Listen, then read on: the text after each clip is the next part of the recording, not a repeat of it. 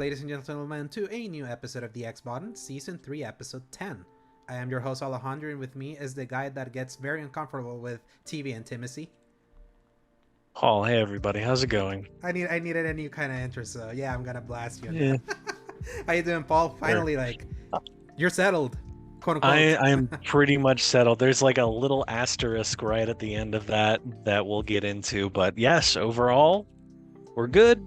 Yeah. I've got my headset back. I've got something in front of me that's normal. I'm not sitting in a bed trying to make it work. We're settled. That's what's so funny, because you were able to put the background. People wouldn't have known that you recorded all of last week's episode while you were laying in bed, wherever you were staying. So that was the only space that we had available. Oh shoot! And I see we have somebody else. Yeah, and he joined in right on time. Did I? We literally just started. Yeah, our special guest, Sebastion Mauldin. Less than 10 seconds ago. Yay! Give me 1 second, and I'm gonna change my screen real quick. But yeah, what were y'all talking about? Just introducing. We were just talking about the shenanigans that it took me to get up here, and that how bad my audio was. How I hid the fact that I was sitting in a bed the whole time because there was no space anywhere else. Yeah, it was. We were flying by the seat of our pants. It's been a wild time, huh? Oh yeah. Absolutely. But you're definitely gotten all wild. Like right now, it's like all tranquility on my side. And let's introduce you, our third guest, basically as the Needler Fear. The I have no idea what that is. The Needle What is Fear. that? Like you're. Oh, okay, yeah, I gotcha. yeah. I just came back from the doctor. I was like, yeah, and I was I was just like, oh my goodness, I hate shots. I hate needles, man. And you know, when they were telling me, hey, we're gonna have to take your blood work, and I was just like, just go ahead and just cut me, man. At that point. So, were you doing just like a medical check, Sebastion? Or yeah, it was like just a routine medical checkup and all that kind of stuff, and I was just like, why, man? Why do we have to do this? We have come to a point where we can scan people's foreheads with a device. We need to come to a point to where we can do all medical evaluations just by scanning our foreheads. Look, I'm the same way. Like every time that I need to go do like a medical check, I get cold. Like I legit get cold. I have to like grab something and like squeeze it as hard as I can when a needle is going in for as they get blood from me. Yeah, it's like I don't know why I get scared of that, because maybe it's because it doesn't happen that often. So, though I wasn't scared for whenever we got the COVID shots. Yeah, so that one was easy. In fact, it was like I barely even felt it, which was nice. But enough of that, because this is the X-Button podcast, or gaming podcast that posts every Fridays from 2 p.m. onwards, God willing, available in the YouTube channel Escape Gaming, as well as most audio services around the world, Apple Podcasts, Spotify, and the like. You can find links in the RSS feed at anchor.fm/escape-gaming. If you enjoy our show, give us a like and subscribe. Paul, we're 7 episodes away, I think, from episode 100. Can you believe that? Whoop, whoop. Shocking. Yeah. And technically... Does not feel real. Technically, at 13 episodes, we're technically at episode 113. If we count the 2020 lost episodes that are just... I don't know if we want to count those, though. Exactly. That was just a big old mulligan for that first attempt. Oh, yeah. Exactly. That's why, like, officially, we're going to be celebrating 100 episodes in, like, 7 weeks from now. So that is Congratulations. Crazy. Yeah. How many episodes have you done, Sebastion, from yours with the single-player experience? I think I'm on 102 or 103. Oh, so it started kind of around the same time? That makes sense. I don't know, man. I think y'all started before me, because like I started the podcast and I was on a tear. I think I was like, I relaunched, started a whole new show in around October. So that's 100 episodes since October. Man, yeah. For me and Paul, like we started in January 2020. Then around the time of the lockdowns, like we went on a hugely erratic schedule that was like a once a month thing. And then we decided to be like, nah, let's just take an extended break. And then we came back on May 4th, 2021 with the X-Button Rebirth. That's how we called it. Like a new number one. So yeah, and we haven't stopped since then. Like it's been like almost 2 years, which is crazy. Like, that's exciting. Paul had a haircut. You can look at the, like he didn't look curly back then. I had a very short trim and a lot more hair on my beard, as We used to have that clip for our intro each week where it was you Fresh talking face about, boys. man, I could still think about us. And I was like, yeah, I got all the hair on my beard and none on my head. Yeah. And I think that was the exact voice clip that you found. Yeah, and But then I lost that voice clip. That's why it hasn't been in the intros of the show since then. oh, that's why. Yeah, Okay. so we went back to our epic intro music, but So what I'll you're take saying it. is Paul was rocking Kratos from 2018, basically. You know what? Yeah. It wasn't quite that dramatic, but I had like a little bit of a faux hawk, but Okay. mostly it was just Yeah. a longer, very trimmed beard like Kratos. So Yeah. I'll take it. and me, Okay. I'm the curious case of Benjamin Button. You look at that first episode, you look, Yeah. you look at right now. I haven't changed, like at all. Like I don't age. You Yeah, just so- grew a beard. Yeah, no, I'm growing it right now. So Exactly. That's lovely. yeah, so Sebastian, just to start you off, like what games have you been playing? Oh my goodness. I've been playing quite a few games. Recently I reviewed a little indie game by the name of Brook the Investigator. Brook the is Investigator. Yeah, it's Well, yeah, it's a point and click beat 'em up game, which is probably the Okay. rarest combination I've ever heard in my life. Because normally point and click games is just like, oh my Yeah. gosh, it's an alligator. yeah, and it's Investigator. So he's yeah. Oh, Yeah, with the pun. That's- yeah. beautiful. So yeah, so the whole thing is like a cyberpunk-esque mystery kind of game where you go around trying to solve like a minor mystery that leads into a major conspiracy. And yeah, it's originally it's kind of like a point and click kind of game, but then it evolves and like half of it is point and click, and then the other half is completely a beat 'em up game. Uh-huh. And I can see that. It has That's an art crazy. style that reminds me of the reimagining for Battletoads that came out on Xbox. that's a good way of putting it. Ooh, yeah. To me, it feels almost like a adult version of Saturday morning cartoons, like the way I was gonna say this has such tailspin energy and like man. Oh, that's Tom and full Jerry. DuckTales. It has Tom and Jerry energy also. Yeah, that's exactly. And then it has like a song on the soundtrack that sounds almost like Chip and Dale Rescue Rangers, like Ooh. very much kind of very similar to that. So I've been vibing off of that. I reviewed that. I've reviewed Doom to Hell. I think I've spoken with y'all about that recently. It's kind of like a twin stick shooter version of Hades. Uh-huh.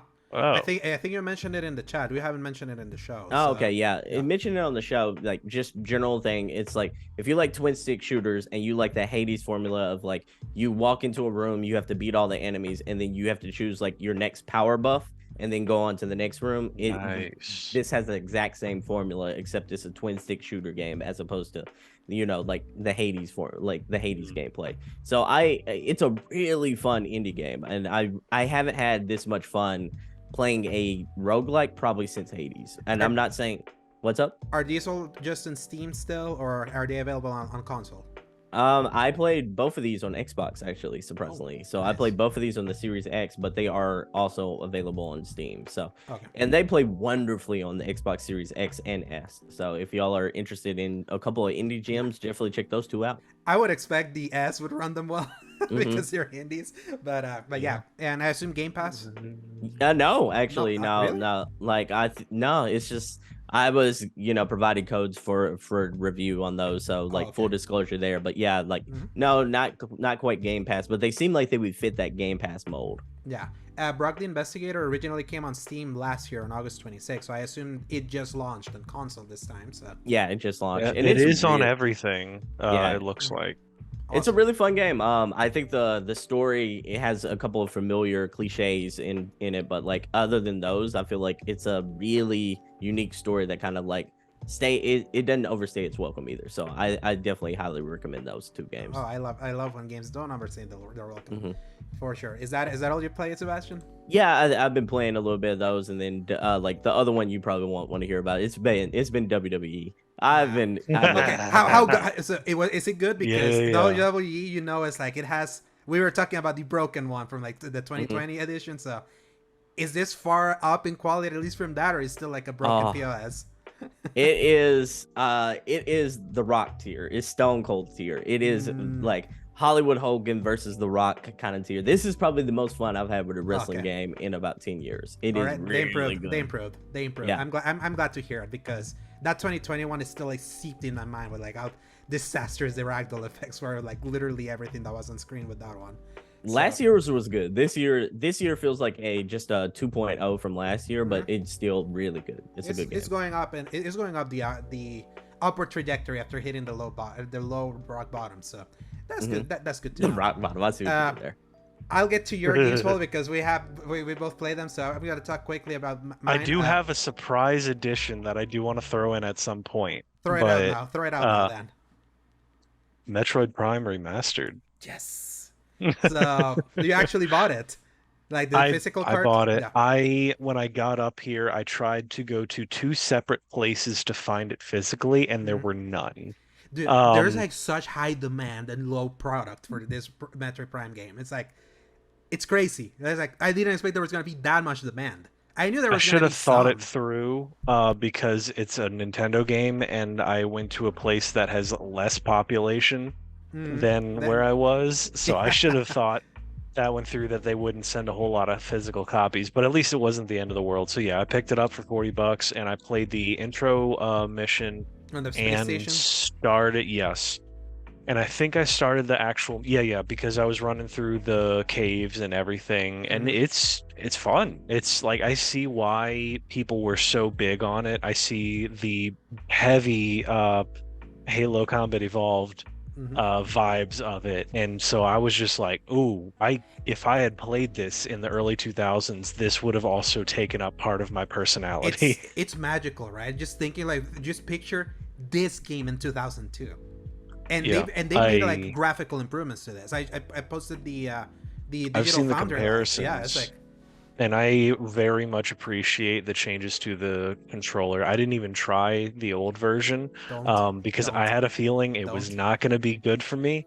But with the way it was, it felt great. I put it on the casual mode just to like get a feel for it before I really wanted to try challenging myself. And it was a good time all around, honestly. It's very on Nintendo, like the quality of quality of this remaster, especially just when you think, like, when I mentioned, it's like, think about the last remaster we bought, Paul, Skyward Sword. And that was just not even an attempt at a game. And then before that being the Mario whole situation with that, and everything else that Nintendo has done. This is just such a weird outlier that I'm kind of shocked that it's as decent as it is, that you could hand it to anybody in this day and age and say, hey, this was a game from 2000 whatever, but also it still plays really well, try it out. And then they're like, oh yeah, I get it, rather than, wow, this game freaking sucks, it has aged poorly. Yeah, not even close. Not even so close. I'm impressed with it, and I hope that one day I'd play a little bit more of it. Now that I'm getting more settled in, I might actually be able to between now and actually getting my internet. Yeah. Which your mobile hotspot is working beautifully right now. You're not cutting. Yes. So. It's shockingly good, honestly. It's good enough that I was able to play Destiny 2 yesterday, and I think I'm on the final mission or the second to final mission of the have you seen a cutscene that's basically a Rocky montage? Yes. Yeah. Then you're in the where you're doing the big let's get down to business montage where you're like figuring out Strand and it immediately kills you the first time and all the other stuff. I appreciate that they're so focused on Strand itself that almost feels like very clearly what you're supposed to focus on. So I almost understand why they didn't focus on the Veil as much, because I don't know, it felt like it was we'll get to that when we get to that, because none of the characters know anything about it. They at just least tell you if it's I'm important. understanding They right. just tell you it's important. Yeah, it's like very clearly one of those, hey, they want it, so we want it first, even if they don't know what it's about. So then it's like, all right, now that we figured that out, then let's figure out more about the Veil, I guess, is what I'm expecting is going to happen, because everybody seems to be on the same page on the good guy side, which I kind of appreciate. There's no, I don't have time to tell you why I don't have time, and with the Stranger XO being as weird and cryptic as they are, and then just not explaining anything. At least now it's like kind of a level playing field on that side. It's just when the villains are all, how does Callus talk? We must find the Veil. Infinite apologies, Master. In the way that he talks. Yeah. With the Veil. the weird With the talk weirdness. about all that. Yeah. Their weird little video conferencing talks back and forth. But yeah. So anyway, it was fun. I expected the whole stuff between Rohan and Nimbus, but That it's kind of nice as well. that I was love their yeah, designs. that was the most. Oh no. Anyway, that Yeah, because no, the literally, whole thing. it's such an '80s cliche. This dude named Rohan Sebastion. It's like this, like super tall, like Silver Surfer guy telling you he's about to retire, and if an hour later he dies. Well, so they technically said that whether or not he retires, he's going to die anyway. It's because that was one thing I kind of like that they added, where it's like no matter how good you are, each of those people only lives 10 years and then they die. So it's like, well, I guess you might as well go out doing something crazy, which is kind of like bittersweet and really mournful for Nimbus, who's like so childlike and loving, and you're like, in 10 years he's going to be taken out like Ole Yeller. They will be taken out. Yeah, exactly. He's non-binary. Oh yeah, you're right. Sorry. I totally forgot about that because I kind of skipped through a lot of the dialogue. Because I had such little time to play the game that I did not want to waste any time on anything that wasn't playing the game. And I think I even missed one of the cutscenes. Yeah, you probably did good because it's like a lot of that dialogue's not great. So it's like what was telling about that story. But I'll save my Destiny thought for later. I went back to Dead Space Remake because there's another survival horror game that I also played it with its demo, and I played initially with Remake, but then I got stuck on review. I was on review season for me, so decided to play more. I'm near the end now when you're like pushing the artifact. Like yeah, you're definitely near the end. Yeah, and what a fantastic game! This is such it's such a great update and a great reminder of how fantastic that space originally was, and makes me even more sadder for Callisto Protocol, and that it wasn't even remotely as close as this. I feel this is also Year of Outliers. It's crazy this Dead Space Remake came out from EA, also. Like it feels so weird that it came from them, that they allowed this remake to be so well made and so complete and so excellent, when we always expect the worst from EA, other than their smaller stuff.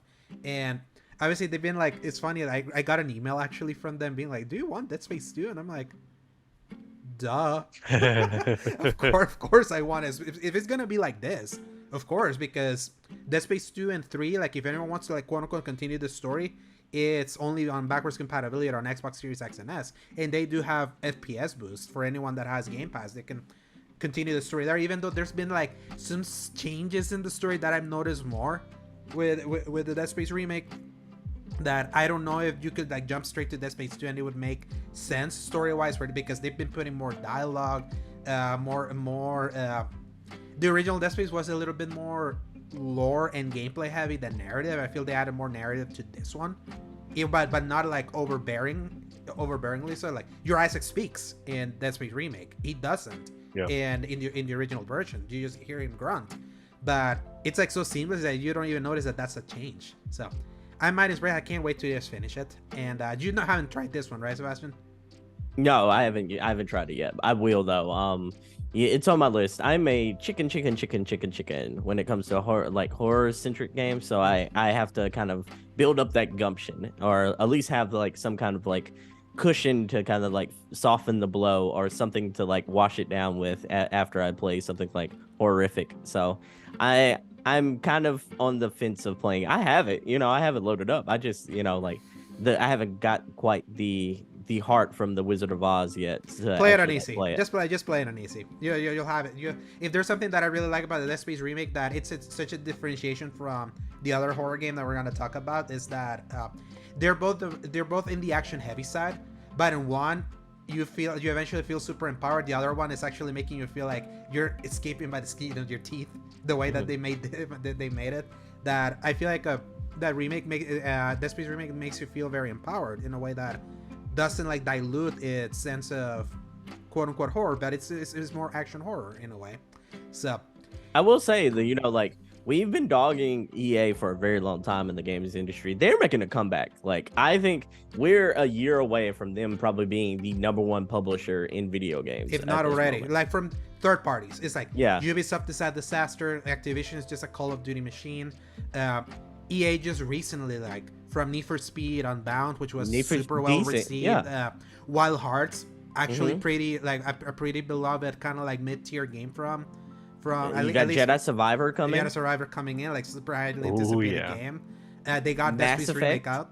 The Mass Effect, Mass Effect is coming back. Mass Effect Legendary Edition, well made after how badly they handled Mass Effect before. Right now, EA, the only thing that's holding them back is their mishandle of Battlefield and their mishandling of BioWare, because BioWare is still like their next game has to hit to kind of solidify that EA is like on better shape than the other ones. But I would say, like, we were talking about comparing 2022 to 2023 last episode, Sebastion. I would say, like, when I look at what games came out around this time comparatively, the only thing that 2022 has over this batch is Elden Ring. As for like everything else, I much prefer the games from this year. Wow. I think Paul agrees with me. Like when we compare, like around this time last year, we only got Sifu, Horizon, and this. Kirby we didn't play. I played it until much later. Kirby, Kirby came out this time though. Yeah, around I think next week would be like the anniversary because it came out the same day, the same time as Ghostwire Tokyo. It feels like we haven't gotten the Elden Ring yet, but we know those are coming. Then those are later in the year. A lot of these other games are like from great to excellent quality right now, and in all the different kind of tastes. That it just makes it more interesting. At least that's how I see it. To me, the only real big miss, has been Atomic Heart. That's been like the only one.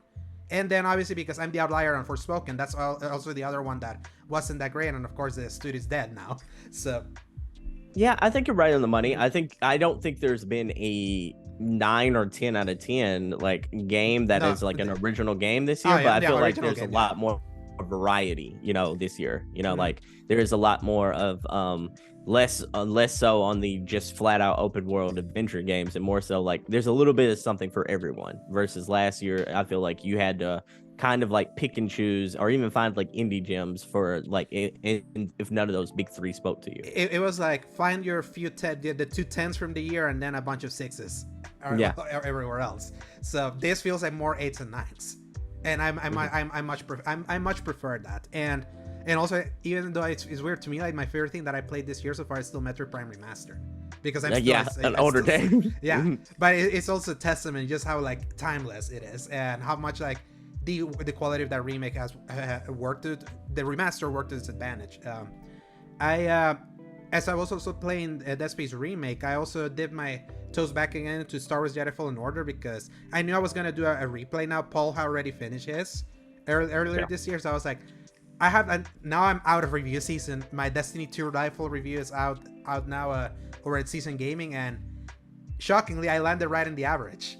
I didn't see all the other reviews. They all came out on Tuesday. I don't know who decided, all Destiny reviews are gonna land on Tuesday this week instead of like Monday. And I was like, oh cool, I wasn't crazy. It's a 7.75 expansion. So that's good.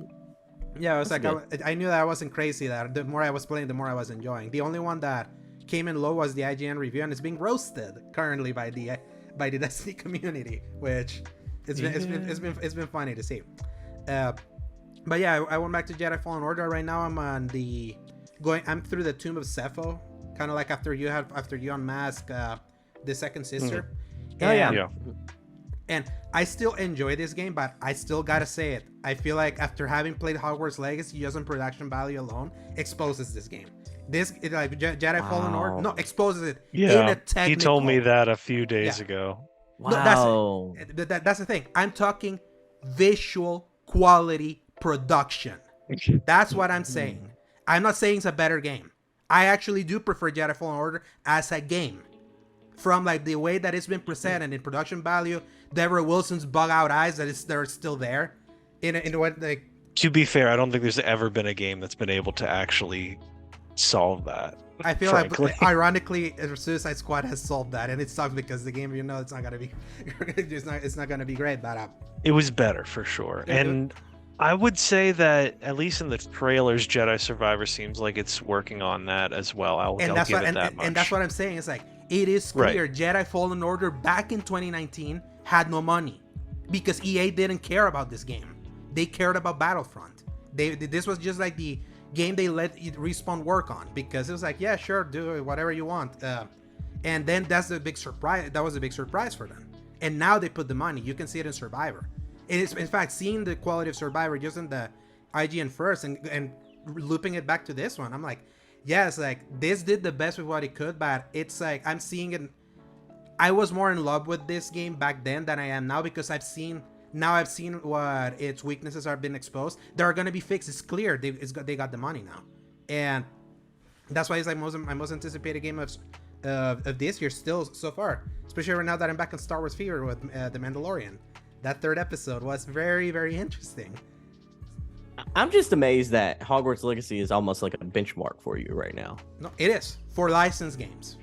Okay, because I was about to say, I'm like, last night I was, polishing this game off, and completing this. By the way, I'm not 100% in this game. I don't think it's worth my it's 100%. Impossible. No, when I saw there's like 1,000 collectibles, like Hogwarts Legacy is not gonna be that I like 100% in games. I'm not doing that. But but again, like I specifically mentioned, like the way the license is portrayed, the way the quality and visuals, production value is put in. You can look at both and say, Fallen Order is better. You just can't. I understand that. That is subjective fact. And I think, and that's also like something that what I praise more of Hogwarts Legacy, because I was not expecting that from that game to look that good for their first one. And I can understand that. Yeah, and then I know that Survivor is going to be so much better. And the things that I know that now they have the money. That's why that's what I say. Like, and they had the core, because that's the thing. Like, what I like Jedi Fallen Order is that it plays so well. It still plays so well. It plays so much better now that it's not itching all the time on the PS5 version. I can actually parry compared to back in PS4 that it never felt like I could like parry all the time. I'd rather dodge back then. So, are either of you going to finish Hogwarts Legacy? I am. I totally am. Paul did. Yes, I did. Yeah, Paul finished it. I had to actually think about it. That's how bad the ending was, man. It is so bad. Oh, the ending is bad. I guess I don't really want to talk about spoilers to it right now because you haven't finished it yet. I know you don't care, Alejandro, but for the sake of it all, because it's like, there's a lot of that I would expect out of maybe a final boss for a Harry Potter game, and that wasn't really what I was gonna go for, not in that reasoning for any of that. Can you calm down? The story leading up to it was bad too. I'm like, why? It seemed like it was almost like someone who didn't necessarily. It seemed like it was written by someone who wasn't like a super Harry Potter fan, like just on the outside looking in, and they were kind of like piecing together like different things, like that kind of would get you to that main boss battle, so to speak. Because I'm like, narrative, I believe that's like the common thing from all reviews. If you read around, it's like the story has been the one thing everyone said, that's not good. Like Hogwarts Legacy is carried by the love of the license, the way it's portrayed. Obviously, you guys already talked to death, which I didn't find a problem at all with, like the whole how you use the magic on like the little timers and all that. I was like, these guys are crazy. It's like, this is fine to me. And but that the story is the thing that I've heard. That is like the one thing that holds it. So by just like on production value alone, I feel like from a license perspective, the only one that only like surpasses this is Spider-Man, and that one is cheating. Like the one I still think like the Batman games are still a better license game than these. Put like this. Put like this. Come on, you gotta be kidding me. Like in Hogwarts Legacy, if you follow the NPCs around, the NPCs walk into walls. They don't have a living life outside of just like you doing like whatever you interact with them in the moment. In the Arkham games, they adapt and they talk about like events after they happen.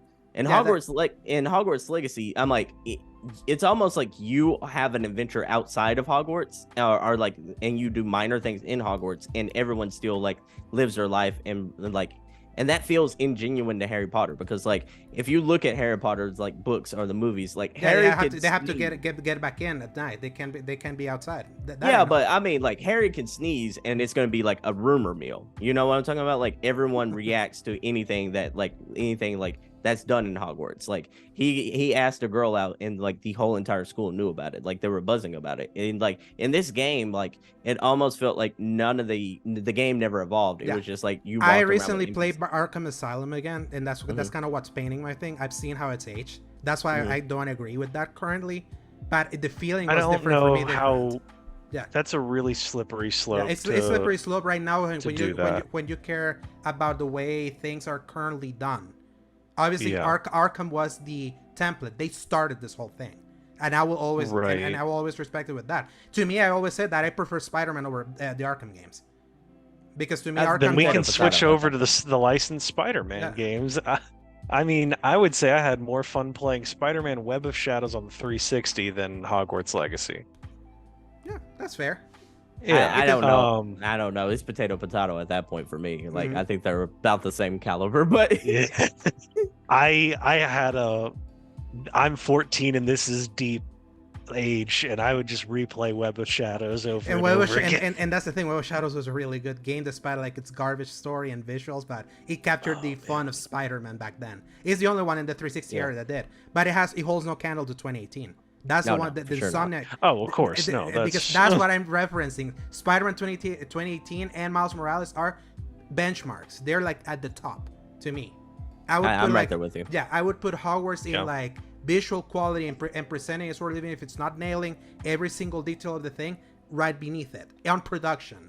So visually in a vacuum.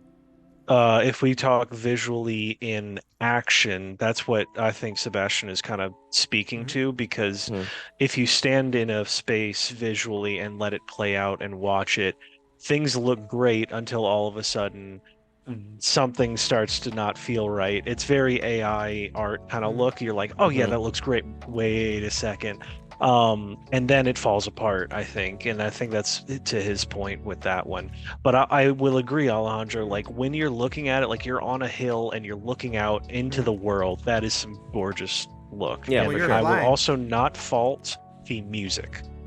The music, I think, especially the final boss was like the one saving grace for that for the final parts. Yeah, for the final similarly, Forspoken does the same thing. Like the music of the final parts are like so cool, even if the boss fight is not that great. So that score is amazing in Hogwarts Legacy. Absolutely amazing. Yeah. It has to be so at least we can agree with that. Like I have not underlined production. I've been like underlining production. That includes visual, music, all of that. Gameplay, that's where I don't agree. So that's the thing that I'm like, Batman games are more fun to play. That I stand with that. I'm just saying the way it's presented, and of course, and unfortunately, other than Arkham Knight, the Arkham trilogy has not aged gracefully anymore. So I think City's still really good. I played it recently; it's not looking good, but I like the story. That's what I'm saying. And also, that also depends on where you're playing it on as well. So that can kind of change. The PS4 remastered, the only ways that you can play them. I was playing on Series X. I think it's Return to Arkham. The Virtuous, the collection made by Virtuous, the Vietnamese studio that apparently currently did a new port for The Outer Worlds for PS5 and Xbox Series S that's trash. So I did hear about that. And that sucks because I was like excited to dive back into The Outer Worlds, and I heard that and I'm like, nope, not touching that. But the original Xbox version that originally came out got a Series X patch that runs. It's on Game Pass, isn't it? It's on Game Pass, yeah. So it's like that's what I found interesting. It's like, oh, that's interesting that they're selling like a enhanced edition of The Outer Worlds, but the one that's on Game Pass is the one that you may want to play if you haven't played The Outer Worlds. But yeah, enjoying Fallen Order. It's just those are the things that I notice more. That I know are things that a sequel will undoubtedly fix. And it has such a strong core to it. It's like, and also the charm. I forget how charming Fallen Order is with Cal and BD. BD is amazing. Yeah, BD, so BD, good. BD is just amazing. I forgot BD is the one that saves you from Trella. Like right at the homeboy holds it down. Yeah, like when Star Wars nails their robots, it's like it warms my heart. There's like right now in Mandalorians, there's a R5, BD unit. There's the R5 unit. That's with them. That's also like, I don't know, the animated source that I fear for that when they send him that little road when they're Mandalore and he doesn't come back. It's like, oh no. And even from this last week's episode, I don't know if you've just seen it, but Mandalorian's really good right now. It is really, really, really good. And It is. very Endor episode this week. I was like, even visually shot. I was like, huh, it's crazy. But yeah, and you may have noticed that I posted that I'm also playing Elden Ring again. So I like having podcast games, just games that are just like gameplay heavy as I listen to, because I cannot do. That's the reason why I didn't finish Dead Space, because I had a mountain of podcasts that I wanted to like catch up on that I didn't. And I had played enough Destiny 2 that I was like, I need something to play else, because I played this expansion to date. And the one thing that popped up to me again was like, oh yeah, I still got Elden Ring. What are you playing Elden Ring on? On PS5. Okay, gotcha. Yeah, so the PC version I heard is not good. So yeah, it's still to this day it's not good. The console is the way to do it. I have finished that game before. I mentioned it. I did a New Game Plus right before with the Game of the Year. I started a fresh run again, and it's still magic. I don't even though I've criticized this game, like the things, especially because my frustration with the ending aside, I keep getting back to this. Like it's like Elden Ring is like, I don't know, like once I'm back in, I'm like, crap, I know some of these places, but I'm rediscovering the map again, like from a fresh start, like unlocking like all the weapons. I beat Margaret the Fell in one try with my the Bloodhound Fang, Paul. Like in one try. Like the guy with the cane, the big boss fight that got us stumped without even using the jellyfish, because I had forgotten where to find the bell. Because remember, you have to find Ronnie like a hospital to get these summons. I still hate how the whole game is built around the summons, and it's so easy to miss it. I never used the summons. Yeah, exactly. It would have saved you so much back then. Like I don't know if because we never had this conversation, Sebastion, but we kind of like did the digging for it with all of our back and forth about Elden Ring, and basically the reason why a lot of the bosses feel very strange is because they're all designed to use the summoning spirits, because you're not supposed to really fight them by yourself, and it's just a matter of which one do you want to use. Some are way better than others, obviously, as well, and there's no indication of really like which ones are supposed to be better than others. You just kind of try it out or watch a YouTube video. Until you find one halfway through the game that basically it's easy mode, and then you continue through the rest of the thing called the Mimic Tier. I played that game like Sekiro. Yeah. Like you can't. But that's the thing, is like you technically can. It's just way harder. That's exactly that's one of the issues I think that faced a lot of people, because if you weren't connected, I don't remember the exact wordage, Alejandro, so you can help me out with this, but we were talking about how Elden Ring and a lot of the FromSoft games bring back this level of forced community. It's NES, like the NES community. The NES. It's like trying to beat Death Stranding by yourself. You're just gonna hate yourself the whole time. But you need to like talk to other people about it and be like, hey, how did you beat this thing? Oh yeah, man, I had to do XYZ over here because there's a secret location over here. You get this weapon and it totally beats it. It's like the term that we were using back then, probably because Zach also used it. This is like the Hunter Tavern. Like you gather together, you hear different tall tales from Bloodborne, the taverns, and you hear everyone exchange their stories because everyone had different discoveries that others didn't have, and that was what was so fun about playing this like live when we were doing it, because you would hear about all this crazy stuff, and then you would tell them about this other crazy stuff that would happen. And Paul, I found new bosses in the initial area. Oh my goodness! I don't know how. Like I don't know how I didn't know those things were there. That found like you can find like the medallions that increase your strength and the endurance so much early down south in a hidden cave by where the rock turtle with the thing climbed, the first one that you see. There's like extra hidden bosses there that I was like, man, and I played this game for like 150 hours already in like previous character New Game Plus, and I'm still finding stuff. That is crazy. And I said it to you yesterday, Paul, in chat, and I'm gonna make a public statement now. I am amending my 2022 Game of the Year list. Elden Ring is the #1 game of 2022. Sorry, God of War Ragnarok. He betrayed you. Yeah, and that's the thing. Like, when I think about which game I've gone back to more, I think that told it more to me. It's like I haven't felt the desire to go back to Ragnarok. Obviously, because I have the PS4 version installed, I could technically gain trophies again. I'm a big trophy whore. I haven't had the desire. Instead, like I kind of want to platinum Elden Ring also, So that's like that to me is what's insane. That was like, yeah, I gotta be true to myself. I wanted to not give it to Elden Ring to be a hipster. That was the truth, because everyone was giving it Game of the Year, and it was easy to be like, oh yeah, you're just like falling back in, but I'm going back to that game. I'm constantly like, I want to keep like playing it more again, even though I know that I played that thing to death already, and I still want to do more, test more, explore a little bit more.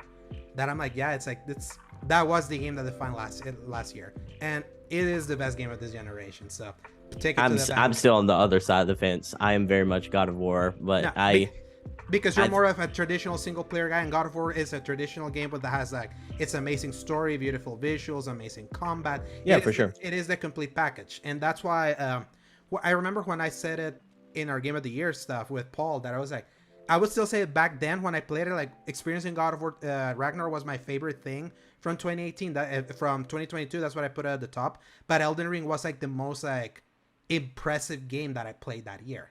But now as time has moved on, that impressiveness has like grown fonder in my heart. You know what I mean? Yeah, so even though God of War Ragnarok is still like miles ahead better than anything else that came out also last year. Those were the two big ones. Again, in a sea of 5s and 6s and 7s, those were the 2 10s of that year. Yeah, I'm still you can deny it. Yeah, I'm still God of War Ragnarok. But more so because like I feel like it's almost like the Dark Knight, so to speak. It's like it's not necessarily a movie you watch over and over again. You just experience it once, and it has that master class versus like Elden Ring feels like. I actually do rewatch The Dark Knight a lot, so I'm trying to think of another movie that I don't. I actually Logan, like that's the one that I haven't rewatched since then, and that I thought the movie was amazing. Yeah, for me I was using The Dark Knight. For me personally, I probably watch it once a year, but like it's one of those things to where I'm like, I feel like Elden Ring is almost like a God of War Ragnarok. It's easier to pick up and play. It has more of that like replayability factor and accessibility factor to where like you want to go back to it. It's almost like a sitcom, you know, like it is just a like a comfort food thing. Yeah, it's a comfort food thing. And you know, I think both games are exceptional. I just, you know, in personal preference speaking, you mentioned I'm more of a traditionalist, so yeah, I'm still more of the. And I was there. I literally was there around this time last November and December. It's just more in recent times. Just when I think more is like it lingers in the mind. I don't know. There's something about Elden Ring, like Sebastion, I tell you, you haven't seen some incredible stuff from Elden Ring just based on what you told me where you are. Yeah, like, I probably haven't. But it's just that thing. I'm like, Elden Ring hasn't made me want to go back. Like, and I know I'm missing out on like 150 to 175 hours. Make me care about this land. Make me care about its characters. Make me care about its story. Or else I'm like, what's my insinuation? Oh, good gameplay and exploration. I'm like, that can only get you so far for me personally. Yeah, it's like the more I've grown, I realize, especially with how much I play Destiny, I have become more of a gameplay guy than that's great than story, because my mind is very ADD these days. I think Paul, you're in the same way, that you can't really laser focus on something unless it's like a story is really, really great. It almost feels like gameplay has to be the thing that can keep you hooked, unless like the story is absolutely exceptional that you just want to like see it. And that to me, like that was God of War, like Ragnarok, like even Horizon that I loved last year. The story eventually lost me. Like I love that story. Yeah. But that's the thing. Like I don't remember much from Forbidden West other than like the sci-fi looking people and the thing that's gonna come in the future and something like that. I remember some of the cool characters, but that game was like more about exploring that world and some of like the little stories that I got. But I don't remember much about the story. I still remember point A, B, and C of Ragnarok's story because it's the only story from last year that resonated with me like that. But Elden Ring is gonna be the inflection point of this generation. Like it's absolutely gonna be, and I hope that people take the good lessons from it, because it's like Elden Ring really lingers in the mind, even with some of his frustrations. The highs are so unfathomably high. And I tell you, Paul, beating Margit in one fell, not as a New Game Plus character, but like as my weakling 15 level character with the Bloodhound Fang and killing it in one go without a summon. I was like, I feel like a god. There's no feeling like that. So I'm worried about that, because like I'm worried that we're gonna get too many Elden Rings of the world, and because I'm like, oh, you know we will. Yeah, and at that point, I'm like, you know, I hope that doesn't define what a single player game is at that point. You know, it's kind of like what we saw with Breath of the Wild, and we got a million Breath of the Wild clones, but I think somehow we managed to eke out, at least for the fear that we're talking about, that there's still like a distinction for a solid adventure story versus, hey, we're going to throw you in a weird cartoonishly little world where everything breaks and everything kind of sucks. And then you're like, all right, you kind of missed the whole point of Breath of the Wild, but also, I mean, at least that exists. Sebastion, you played Ghost of Tsushima, right? Yeah, I played that. Okay, so Paul, you absolutely love Ghost of Tsushima. Here's where we're going. And Iki Island. So yeah. So I feel like Ghost of Tsushima is like a perfect example of a traditional open world that's checklist based and all that, still narrative focused, but embracing Breath of the Wild style diegetic design in the way you explore that world with like the wind and all of that. I feel those are the things how they have to learn the lessons from Elden Ring. The design is like most important. Not that it's difficult and it's like completely obtuse. That's from Software's chick. That's been their shtick since back in Dark Souls. They just made an open world Dark Souls where the vagueness of their linear stories, like their linear designs, interconnected worlds that were still fairly open and explorable, like translated really well into like an open world. So that's, I think, the lessons have to be learned. Like not completely. Like the only copy of Breath of the Wild that I saw was Immortals, and even then that was still a Ubisoft game. The only thing that I copied was the art style. So it's design tenets that haven't been adopted, and I feel like that's the thing that they have to make sure, because for example, people are saying like, but hey, people are like praising the minimal HUD of Elden Ring, but if you go back to Assassin's Creed Valhalla, you could like turn all of that off. And I'm like, yes, you can turn all that off. The world is not designed for you to like really see the world like you see it and like understand the topography of how you can explore it without like some sort of like signpost. That's the masterful design of Elden Ring. It's like it feels so indelibly designed in every point, even on these places that I'm exploring now in this new playthrough, that I'm like, dang, it's like, and I've been in this place before, and just my curiosity now found me like an extra great sword here that I didn't expect I was gonna get. So it's like, I hope we get I hope we get like more games that are well designed, well polished, very highly explorable. But I don't want that Elden Ring formula. I don't want them to focus only like give us light lore and sort of forego a lot of the world building aspects, because I'm like, Elden Ring, to me, seems like it is a game where it is so exploration based, so gameplay based, that it almost like, if I could probably poll like 100 people, like 100 regular people, not necessarily like gaming industry nerds, and I'm like, I bet 75% of them couldn't tell me what exactly was going on in that world, and no one cares. And that's the beauty about it. That's the one thing that Elden Ring gets away with. That it's like you can't put it not having a narrative against it unless you're like judging it from a very specific strict adherence or checklist of what you want like your best games to have. Is like what Elden Ring does is that what it does with stories, like it's such in the background, is there for the people that want it, but what it does is that it puts any narrative trust in the hands of the player. Like for the player that really wants to understand like the lore and everything, it's like there's so much lore, and it's not lore light, it's lore heavy. It's almost insane how much lore there is in Elden Ring, that it's there if you're willing to like sift through it, like observe like the world, like find the small little trinkets, the dialogue that you find from random NPCs. In fact, even Neil Druckmann, which we're gonna talk about later in this episode, in a recent interview with Gene Park from the Washington Post, he said that Elden Ring is inspiring him into what they're gonna do for the next thing, because they understand it, because they've seen like the player response.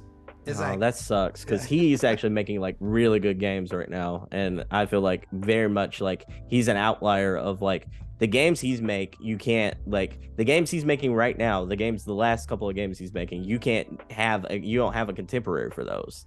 I'm like, you don't have anything like that in the market right now. And I'm like, I don't want him to lose that just because he's following a trend. And let's be honest, Elden Ring is a trend. Yeah, it is. And imagine everyone following that trend and adding the things they do well. Imagine improved lore and exploration in a Naughty Dog game. That's not so, especially now that it's like explorable. Last of Us 2 had a section that was highly explorable. And that they became more narrative. It's like because they noticed that's what the gamers currently want. Like Elden Ring resonated for a reason. 20 million in the bank, say like 20 million copies like sold, like it speaks the tale. So yes, it's crazy. Like I wasn't expecting to do. I was like so adamant. I'd be like, no, God of War was my favorite thing that I played in 2022, and I think that was more because 2018 means so much to me. I told that story to Paul many times. I don't think I told you that story to you, Sebastion, or maybe I did. That 2018 was what rescued me from like stopping gaming. So that's why like 2022 had that extra baggage for me. But now when I have like the more like bird's eye view, industry wide, or seeing where things are going, I'm like, yeah, Paul was right. Hashtag for because he's the one that put it as number one. So. But he had a different metric because he played it for like 3 months. Like that's not what that's not my metric for me. I don't care if I play a game. It can be all things to all people. All right. So Paul, would you be more excited to see a more like a Naughty Dog take on Elden Ring versus a Last of Us or anything? Though I honestly, I think that it only works the way it is, and the attempt at, it's like the goose that laid the golden egg. To break it apart and understand what happened and why it worked is going to ruin the fact that it worked. And I don't think anybody's going to capture that lightning in the bottle the way it was, because that was something that I think I spoke on it, where I felt like I was playing Wind Waker for the first time, where for me, Wind Waker was strange and obtuse, and like you had to like really use some crazy thought processes to solve things, but it was like in a fun way rather than frustrating. You were going to game facts and you were talking to all your buddies at school about what secret thing you found in the game, and this was like the first time I felt something like that in such a long time, where it wasn't like, oh, you missed the cool thing, now you get all boring stuff until you finish the game. It was like no matter where you went or what you did, you were finding cool random stuff that nobody had ever seen in the internet. And I think that's like, it was just so dense and it worked somehow. But even the devs, I think they were interviewed, said, hey, we don't know why Elden Ring worked so well, so don't expect us to do it again. And like, not even they themselves understood what made it work so well for everyone. And so I think that's the perfect summary of this whole situation, where, yeah, I would love more gothic, medieval, weird fantasy stuff, maybe in a much easier way to play for some people, but I think Elden Ring exposes that there's so many gamers that love not having their hand held a little bit, and I feel like if that's like the overarching like lesson they can learn, is that trust your player a little bit more. Don't give them puzzle tips every 10 seconds. But then give them so many tools that it doesn't matter that you're not teaching them. Because I think that's the only reason that worked. Because we've already talked about the whole idea of, I don't know if y'all have seen, there's a recent trend where people are hating on the fact that Resident Evil 4 Remake has the yellow paint on the barrels that you can break. And people are complaining that it's like, oh my gosh, you can't do that. And then like people are coming out of the woodworks on the dev side, where it's like, listen, we've tried to force players to do certain things. They will literally not notice the ground beneath their feet unless you tell them it's there sometimes. Visual language is so important, and that's the thing that Elden Ring had, is like it had very specific visual language that made its entire like obtuse thing worked. If you're like understood, especially that game stops you, literally stops you to explain you stuff. They explains you a mountain of stuff that you can even access back in the inventory that you can completely forget that they even told you, like in a lot of text, like some of the things that it's trying to teach you. But it's all about like visual design and how things are done. And I know Naughty Dog like even ran into that. Naughty Dog games also have like the paints yellow stuff, specific places that allows you to understand where you're supposed to go, even like the way like some camera nudges you.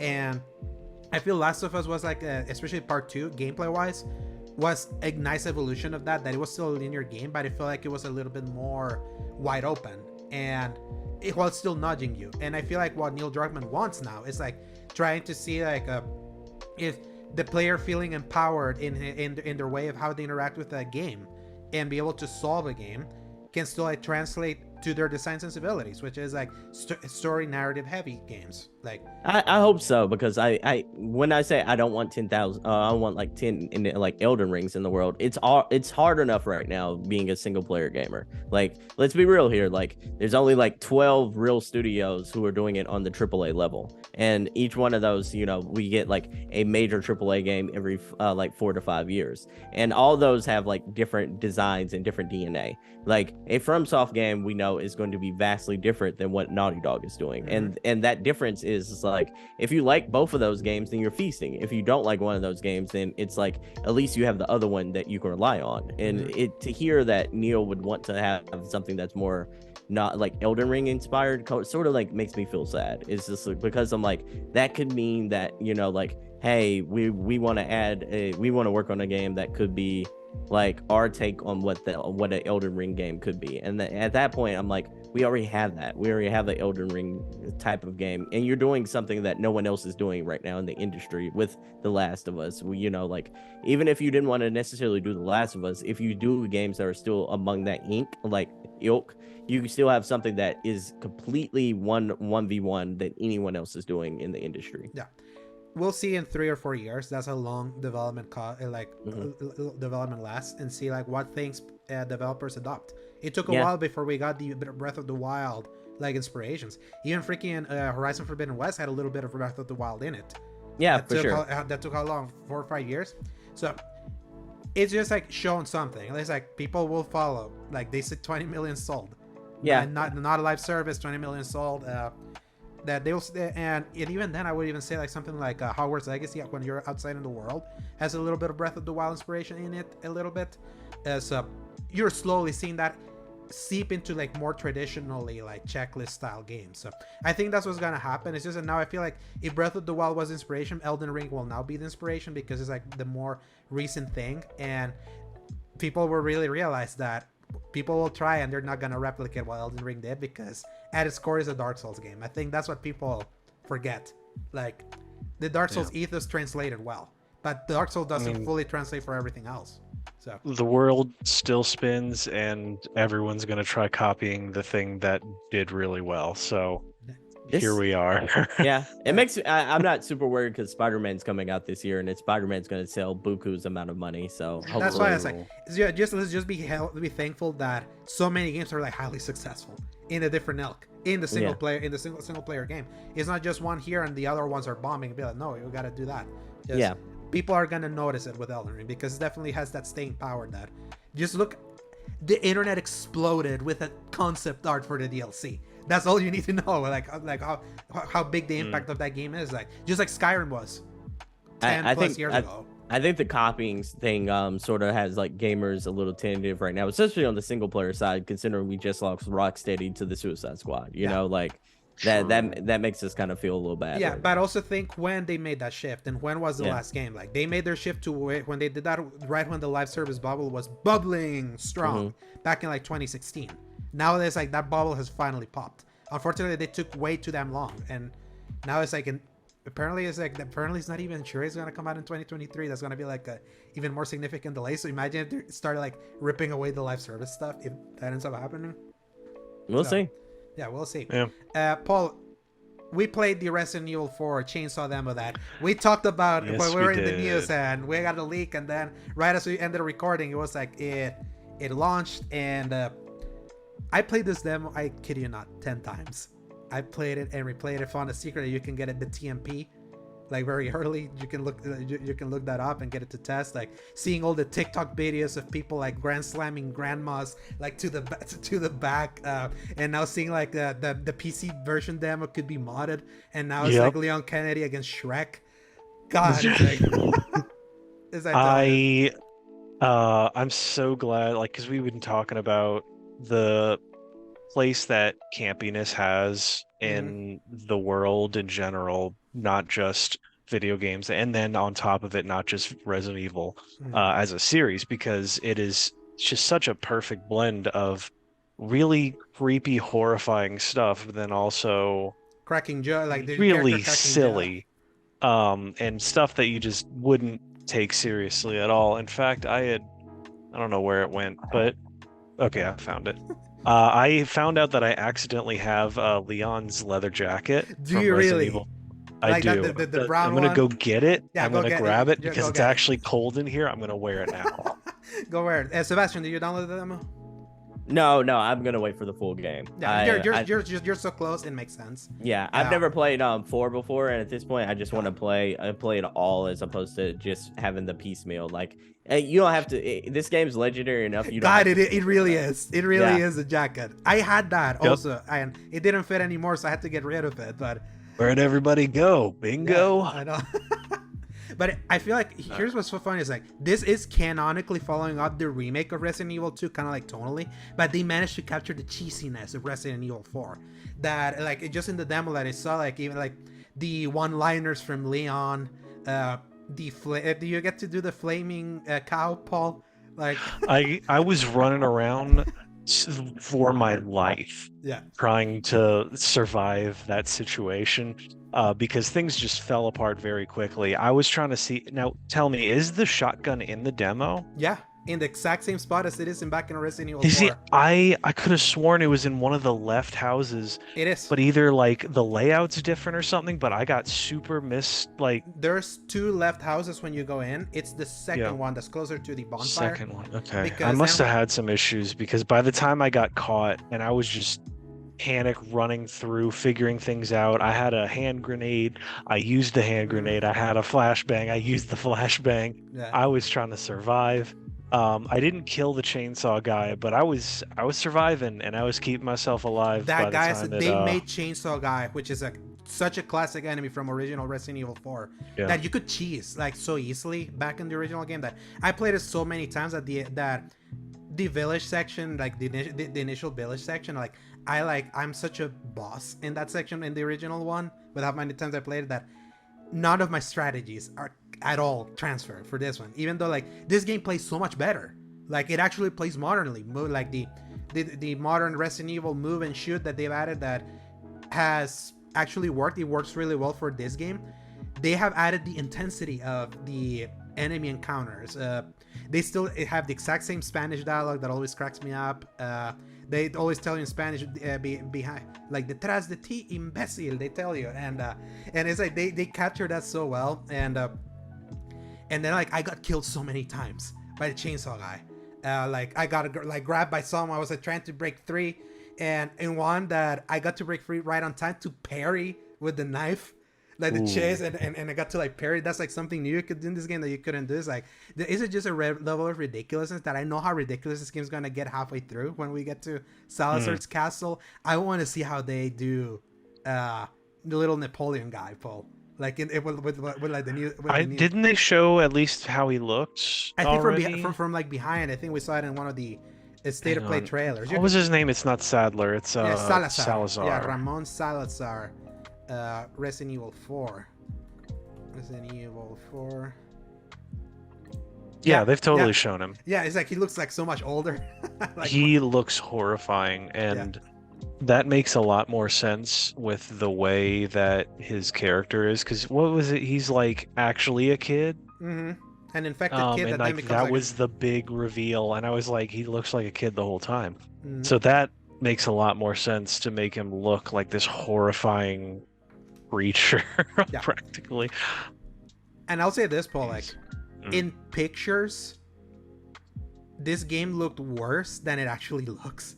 This thing looks stunning because we mentioned it was like, because after seeing how great Dead Space remake looked and some of the footage that we were seeing, it was like, there's something here. It's like it's not looking quite right. And then when I actually played, I was like, no, never mind. It's like this thing looks stunning. Both of these games are gonna like, one's not gonna like overstep over the other. It's like it feels like they're both nailing it. In fact, Jim Park has been like, if you follow his like quote tweets and like the responses he does to like a very big PlayStation fan called Pio over on Twitter, he insinuated he's already they got this game very early. He's beaten it 6 times already, like in speed through, and that tells me a lot. I'm like, oh,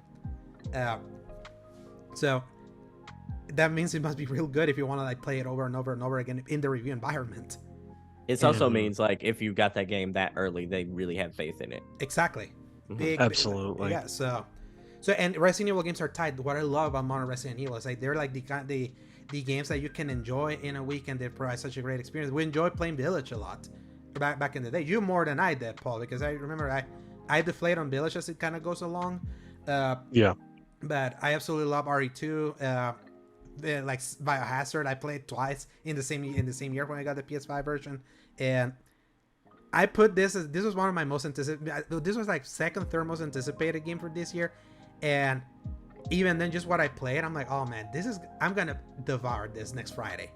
Like I cannot wait, cannot wait. And I hope you get to try it, Sebastian. Obviously, you're not gonna play the demo, but no, I'm not gonna play the demo. But yeah, it's like Capcom again. Paul, Capcom don't miss. They haven't been missing. Like it's really insane. don't. Yeah, it's insane. Like they just don't miss, and they're touching the sacred cow that is Resident Evil 4. A game everyone considers perfect, even if it's not.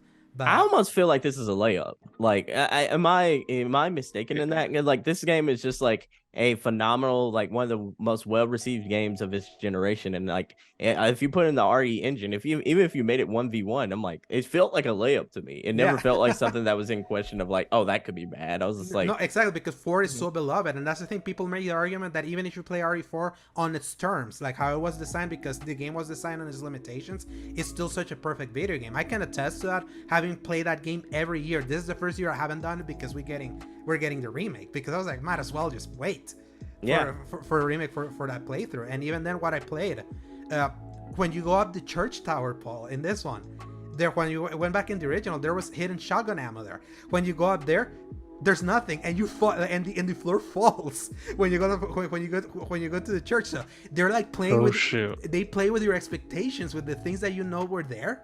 And so I'm like, I can't wait. I know that game too hard, and I can't wait to see how they retool some things. Very, very, very sad they killed the dog. I was like, actually, when I got to see it, I was like, that made me so damn sad, because there's a dog that you can rescue early on that then helps you with a troll fight later on, the original RE4. That in this one, he was just dead. I was like, no, the dog. So it's just interesting to see how they're nip and tucking the remake, and making improvements where it works. Like the way that you do weapons now with like the X cross that looks like Last of Us. Like it has the exact same kind of like UI layout that you do with like the D-pad. And yeah, that's like, because before to change weapons in RE4, you had to go to the attach case, stop the game, like, and that's the attach case is still in the game. In fact, it also has auto arrange that it wasn't there in the original one, so that's gonna save a lot of time for people that like organizing their attach cases. It's I think they got a banger here, and I can't wait. It's coming next week. It's insane to me that it's that soon. But also, if it hadn't been delayed, tomorrow we would have been playing Jedi Survivor, Paul. March 17 was the original date. I really don't need to remember that was gonna happen, because I still want that game so badly. Yeah, I tell you, Jedi Fallen Order like has been like feeding my excitement, even knowing that in the ways I can improve, but it's gonna be improved. My recent Star Wars revisit for pretty much all of Mandalorian season 2, the good episodes of Book of Boba Fett, and then all of season 3 of The Mandalorian has me just freaking ready for more Star Wars. It feels good to feel excited about Star Wars, like just in general. I tell you, I was scared last year, and it feels good to be excited to just enjoy being in that universe. Man, can't wait. Just one more month for that one, and next week for that one. We're going to take a little break before we go into the news. All right, we are back from that break and into the news. So, Paul, press X. For some news.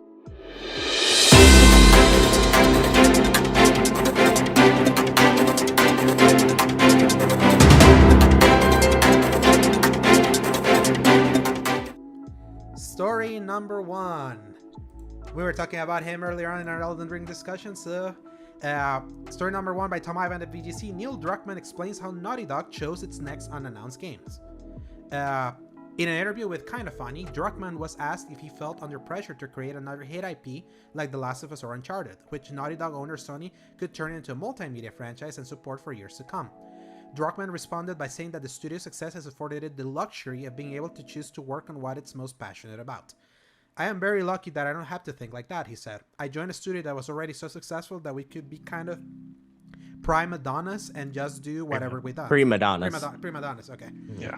And just do whatever we want. I know not everybody has that privilege, but it's not something I take lightly. So at the end of every project, we purposefully explore several different projects. Some of them might be a sequel and then a bunch of new ideas. And then we really feel like, where do our passions lie? Because that's the fire that has to sustain for years to come. And if you pick the wrong project and then you burn out from that idea because you weren't that passionate about it, 2 years into a 4-year project, you're effed. That's how you, I think, make mediocre anything, if you lose your excitement from it. Druckmann wasn't willing to divulge if the studio has chosen to work on The Last of Us Part 3 or something else. I know the fans really want The Last of Us Part 3, he said. I hear about it all the time, and all I can say is that, look, we've already into our next project, so the decision has already been made. I can't say what it is, but that's the process we went through, that there was a lot of consideration of different things, and we picked the things we were most excited for. This tells me Last of Us Part 3 is not the next game for them. Like, no. At least not right now. We know there's a Last of Us game coming, Factions, the multiplayer one. Yep.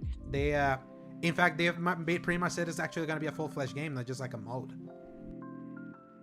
Right. I think this doesn't shock me really in the least bit, because after everything that was 2, I could see Druckmann after all that just needing like a break from everything.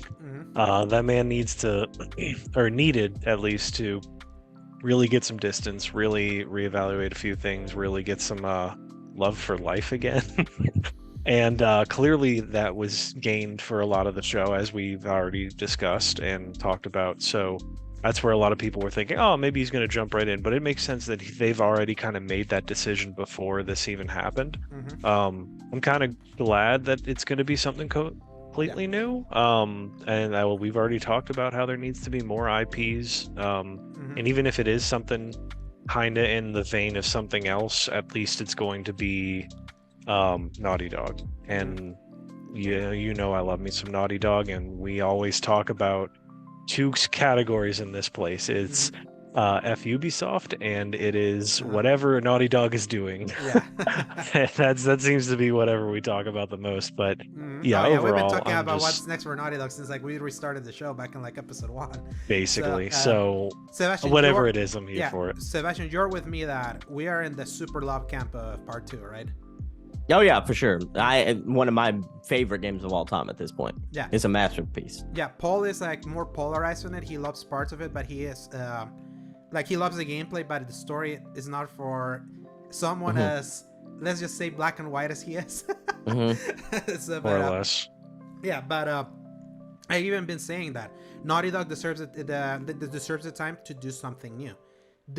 Druckmann saying this on the heels of Neil saying that to Gene Park in the interview that I mentioned, that he had seen trying to learn some of the lessons he found about like environmental storytelling and player agency with Elden Ring. That tells me it's like they're in the concept of like doing something completely different from what they usually do. But he specifically did mention in that interview, it's like everyone knows what Naughty Dog is, and Naughty Dog is going to stay doing what Naughty Dog does. It's just how we do evolve the Naughty Dog formula to what gamers seemingly want. So now it's like, now we have to hope that there's like a freaking PlayStation showcase where we can start hearing like when can they announce any of the games, because they have nothing announced other than we know their multiplayer game is coming. He literally said in the same interview that I actually listened to the entire thing, that later this year we're gonna finally get all full details of this. Whether it comes out this year or not, that's we don't know. But this is the 10th year anniversary of The Last of Us. That's crazy. And obviously the TV show just ended last Sunday. Have you seen all of it, Paul, or are you still missing episodes? I'm still missing from, what was the last one? I think maybe 5 or 6, I think. So I've got a few more. I think you watched the one where the last one I remember you talking in our chat was the bedroom. Kansas City? No, after Kansas City. Okay. Jackson. Yes. Yeah. That was the last one that I watched. Yeah, so you're missing the one that we thought was a little bit rushed. Yeah. I like that one. Oh. No, that's the thing. I like that episode except the Colorado part. The last scenes of it, kind of. But anyway. Yeah, my least favorite episode was episode 7, the Left Behind one. Because because my thing is that story works for me better when you play the whole game and you get that story in hindsight, not as part of the story. Because that it slowed the pacing more, especially because they did a similar kind of episode with Bill and Frank, which was masterful. Like that episode, it left me like with in the SpongeBob, like the SpongeBob meme that he's alone in the Krusty Krab, contemplating. That's how I was left with that episode. The other one was like, if they're gonna do Bill and Frank, they shouldn't have done Left Behind right then. But I enjoyed it. I feel the ending. They ended it. Left Behind would have been a great episode for season 2. I wouldn't have. Imagine Oh in the man, middle of I all think that. I think Left Behind should have been like in the intro first 3 or 4 episodes. Yeah, I would have like if they were gonna do Left Behind, they shouldn't have done Bill and Frank. That's what I feel like. It's like they did two similar, two similar episodes that way. And Left Behind at least has that you understand where Ellie comes from. Since I know that episode didn't quite work for me, but I know it worked for many. But I love the last 2. I love the winter chapter. I love how they did the ending. In fact, the ending of the finale was so short, like 42 minutes. Yet they hit all the beats it had to hit. And the hospital scene, it's actually more horrifying seeing it as a TV show than like as a game, because it's different seeing it that way, like almost the exact same actions. But yeah, it's like season 2 is already confirmed. We know he's working on that. In that interview, like even Neil Druckmann mentioned that the toxicity around part 2 was like such that he definitely needed to step away, and that the positive reception to the TV show was a reminder. Like it was a good fueler. Like it added extra fuel to attack him into his creative juices. Now things seem more positive again around them. So we'll see like what they do next. And I can't wait for the controversies to restart anew when season 2 rolls around. The Last of Us Part 2 came out, 2020 at this point? 3 years. There's no way that they've just been working on the Last of Us faction since that, especially a studio that big. They just shipped also part 1 last year. Yeah, I know, but there's also support studios that they have for the PC ports and such. So it's not like all of them doing, all they were doing was shipping the part 1 and up-resing part 1. Yeah, you know what I mean? I know they're a big studio. They can have like 2 or 3 projects like incubating at a certain point, and then they ramp up on one, then they ramp up on the other, and that starts like pre-production. Then they ramp up on the other. So there's always something like percolating. That before they used to do like full production for like 2 main games at the time. That was back in Uncharted 3 and the original Last of Us, and then they said that didn't quite work for them with like the workflow, because that screwed up Uncharted 4, like when they needed to like pivot back to that. So they have like smaller pre-productions now, so we know that they had that. I just want to see what is their next game. Is it a purported fantasy game, or is it a space game? That's been like the 2 things that had been like rumored for them. I hope it's a superhero genre game, very similar to Invincible, because you remember like the comics that Ellie reads? Oh yes. Yeah, I hope it's like Savage Starlight. Yeah, I hope they almost bring that to the forefront, to where they kind of do something in that And vein. the collectibles in part 2, the little cards, are literally like all superhero stuff. Yeah. I think they've been Dr. I think they've been Uckman. Yeah, Dr. Yeah. Hoffman. I think they've been laying the groundwork for this for years, and I feel like they've been doing that for a purpose. Yeah. I can't wait. Like I still love Naughty Dog. Like Naughty Dog is still like such a top tier developer for me, and I can't wait to see what else new from them can be. Then they do your new thing, and then if you're feeling passionate, then go back to Last of Us Part 3. Just take a break from that a little bit. Like factions will fill the tank enough for that. And maybe even a PS5 port of Part 2. I would love to platinum that game again. So There's no way that they're looking at like the success of the show and thinking like, oh, okay, we got like 10 years before we could put out another game though. Yeah. Yes, it's also interesting what they say, that they're not feeling the pressure because it's easy to see Sony being like, you gotta do that. So it was seeming like that when part 1 was coming in, because it was like, oh, so this is happening because the TV show is kind of coming in, and we're seeing all the TV adaptations of all the other stuff happening that are synergizing with release games, or even unnecessary remakes coming up, like that Horizon Zero Dawn remake that still like makes my blood boil knowing that exists, with the original Zero Dawn looking so damn good still. But hey, and here's what we forget: Naughty Dog is the vice president of Naughty Dog now. He's just not like a lead, he heads that studio now. Like he raised him from the ranks, so he is like speaking like from the top. He would know. So yeah, they're not feeling the pressure for that, and let's see what they're passionate about. Let's hope it's just something little less dark, just to kind of like bury it up, because that was what was great about having Uncharted and and Last of Us. Like they were playing on 2 tones. Let's see them play in a different tone. Still quite mature, but just not like very dark and depressing, even though I did love the dark and depressing part too. So Yeah. story number 2, by Tom Ivan, also from BGC. IO Interactive says the next major Hitman game is a little bit on hiatus. While the studio plans to continue evolving its World of Assassination trilogy, it appears to have shifted its primary focus to its upcoming James Bond project. Where else? Okay. In January, IO rebranded 2021's Hitman 3 as Hitman World of Assassination and incorporated content from Hitman 1 and Hitman 2 into the package. It also added the new game mode called Freelancer, a single-player offering featuring roguelike elements, strategic planning, and a customizable safe house. IO told Eurogamer that fans can expect further experimentation with what Hitman can offer before the studio eventually begins work on a new mainline series. IO co-owner and chief creative officer Christian Elmer added, "Right now, a major new Hitman game that's a little bit on hiatus as we're building another agent fantasy that's also taking up a lot of our time. But obviously, we'll come back to beloved Agent 47. He's still very much in the heart of this company." They announced this 007 project back in like November of 2020. So that's been like 3 years, and 2021 was when Hitman 3 originally launched, and we got World of Assassination a month ago, was it, Paul? A month or 2 ago? Earlier this year? Yes, Excuse now me. Project 007. I can't wait to see how they do that, especially if they do Wacky Bond, like they do Wacky Hitman.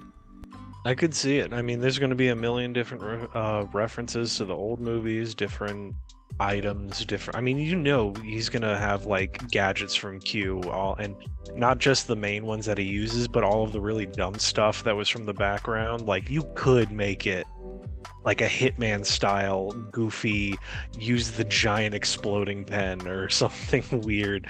The ejection seat, the wheelchair rocket launcher, just the weird stuff. But for the actual news related to this, I don't know how much I am going to have to say, but what I do have to say is that it doesn't shock me, because obviously they've already talked about they're working full-time on the James Bond game. Hitman 3 had a very solid, like, this is the end to this arc. It wrapped up all the plot threads from that whole trilogy that has been going on for a lot of years now, and stuff calling back from the originals. So it's like they also very clearly want the new World of Assassination rebrand to be their big live service, like weekly updates for the next foreseeable future. That roguelike mode, tough, but I liked it a lot. It is very, very tough, because I did not realize how necessary the little items they give you at the start of normal Hitman levels are until they give you nothing. Like, I always started with my little lockpick. I started with the little coins, and to not be able to use any of that stuff to affect anything around you unless you pick it up in the world was really messing me up. And the one time I got a silence pistol, I felt like a god, because they don't penalize you the way they do for normal missions. So if it kind of benefited you, you could kind of take a couple people out before you took your target out and you were good. But man, was it punishing, and there's no way to save, and if you lose anything, you completely, like, there's no permanent unlocks at all.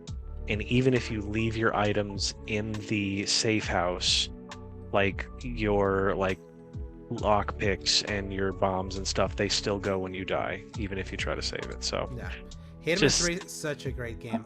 Sebastion, Hitman 3 was my game of the year in 2021. You are kidding. Yeah, it was the best game that came out in 2021. I was not kidding. There was a low bar, frankly, for what was in the top 10, but I think I put it in my 10. You didn't play it at all because I couldn't. At all. It was like you didn't play it at all until you heard it. That I put it as my number 1 when we recorded. Yeah, that was right. It was between that, Guardians of the Galaxy, and Kena. Those are like my 3. I love Guardians of the Galaxy. I love the story. The gameplay eventually bored me after as it kind of went in, but the story was phenomenal. One of the few stories that had made me tear up also. So, but Hitman 3, I'm a huge stealth aficionado. Like, any game that you give me stealth, like, I do full stealth playthroughs, complete silent assassin. So this was like stealth nirvana for me as I wait for Splinter Cell to eventually make its comeback, which it's seemingly doubtful with Ubisoft apparently, like, in death throes, seems like. But yeah, Hitman 3 was such a fantastic video game. and especially when I got to play it on PS5 because I played on PS4 before, like I switched to the PS5 version, like until I got my console later that year, and it solved all the little quirks that were annoying about the first two Hitman, especially for you, Paul. I remember that the shooting was what annoyed you. This one had the best one out of like the three, and getting that all reworked with all Hitman 1 and 2 and how they've been like constantly supporting it. Yeah, it's like I just can't wait for all of that to translate to Bond. Having rewatched all the Bond movies earlier this year, like back in you watch all of them? All the he Brosnan, does that every once in a while. All the Brosnan and Craig movies. I got to like watch them all, all at once. And the ending of No Time to Die hits in the heart still. I'm not a huge fan of that movie, but I am a huge fan of that ending. Craig is my Bond. We grew up on it 15 years, like from 2006 to 2021, even though he was only 5 movies. Probably the longest run for years. Yeah, longest run, but not longest like entries. But if you include video games, he played Bond a lot. Because he played on Bloodstone and all the 7 Legends, that garbage. The remake of GoldenEye. I'm ready for a new Bond. And I hope this game aligns with like they move away from the Craig Bond Bourne Identity style like groundedness, and we go back to Pierce Brosnan like absolute madness. Like because that's like that would fit well with Hitman 3. Like with the Hitman developers, like the wackiness wasn't the Pierce Brosnan era. I mean, watching GoldenEye, it's like I had a stupid grin with like the one-liners, the innuendos, the Q, the original Q, like that old guy was like so. I'm on the opposite side. I want a Christopher Nolan Bond. I want to see what that looks like. Isn't that basically what we got in Casino Royale? Yeah, that is what we got. But I like Casino Royale. That's probably my favorite Bond movie. Yes, but that's not the. I love Casino Royale. Is I think Skyfall edged it out for me in this recent rewatch, but Casino Royale is such a fantastic movie. People sleep on Quantum of Solace. I know that's not like a great movie, like a great all-time Bond, but it's fun. Quantum of Solace is tight and a fun action flick. Spectre can go die in a trash fire. Here's my arguments on like why we need. Nude story number 3. Hold on. One last thing though. You know, like I feel like we already got wacky Bond in John Wick, and I feel like that's our like wacky kind of. We turned into wacky Bond, that's for sure. Yeah. Man, and John, did you see the reviews for John Wick 4? I'm so excited. You got IGN gave it a 10. Really? Yeah. Oh, interesting. So that would be interesting. But all those John Wick movies are so fun. And Last of Us Part 2 is the greatest John Wick style game. Also, when you play it. Yes. When you play it like that, it is a great John Wick game. And Part 1 also, like the way they did the engine. The remake one for sure. Yeah, but I feel like wacky Bond is the thing that the Hitman developers need to do because of the wackiness of Hitman. That's the one that would fit them. I can respect that. Yeah. I can respect any other developer, I would maybe go that way for where you're saying kind of something like a little bit more serious. But I feel like Bond needs to like hit a nice balance. That's kind of what I like about Skyfall the most. It maintains the realism, but adding a little bit of the Bond classic wackiness in a way that fit in those movies. I hope that they add like a almost like like the recent Bond movies have that very much almost like a what is it, almost like a music video at the very beginning. I hope they have that in the game because that feels so good. If they did it, if they even did like classic musical numbers even in the crappy Bond games, of course they're going to. So story number 3, who wants to roast right now? Nintendo story also by Tom Ivan for BGC. Nintendo thinks Zelda Tears of the Kingdom will justify its $70 price tag. The company announced last month that the upcoming game costs $69.99, marking the first time it has charged more than $59.99 for a standard edition of a digital Switch title. In a recent interview, Nintendo's US boss was asked how the platform holder reached his decision to price Tears of the Kingdom at $70. We look at what the game has to offer, Doug Bowser told Associated Press. I think fans will find this is an incredibly full, deeply immersive experience. The price point reflects the type of experience that fans can expect when it comes to playing this particular game. After the game's price was announced, a Nintendo spokesperson suggested 70 won't necessarily be the new norm for first-party Switch software, stating that the company determines the suggested retail price of its products on a case-by-case basis. Bowser said on the matter, "This isn't a price point that we'll necessarily have on all our titles. It's actually a fairly common pricing model either here or in Europe or other parts of the world, where the pricing may vary depending on the game itself." I'm in marketing and I know this is BS. Yeah. So they're totally doing it like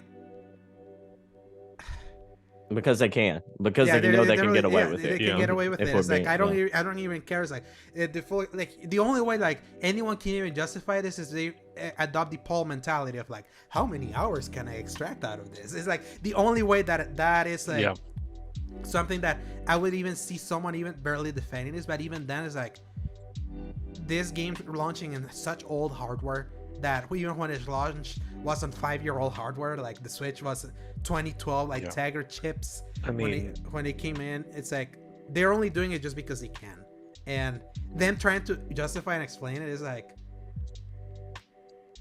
we've gotten to a point where Switch games can almost run on mobile phones.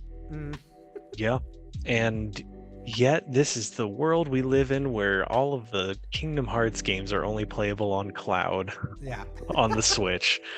But yeah, this is the kind of discussion you would think to have from like Sony Santa Monica for their God of War, saying this is going to be worth your $70, but they don't because they have actual class.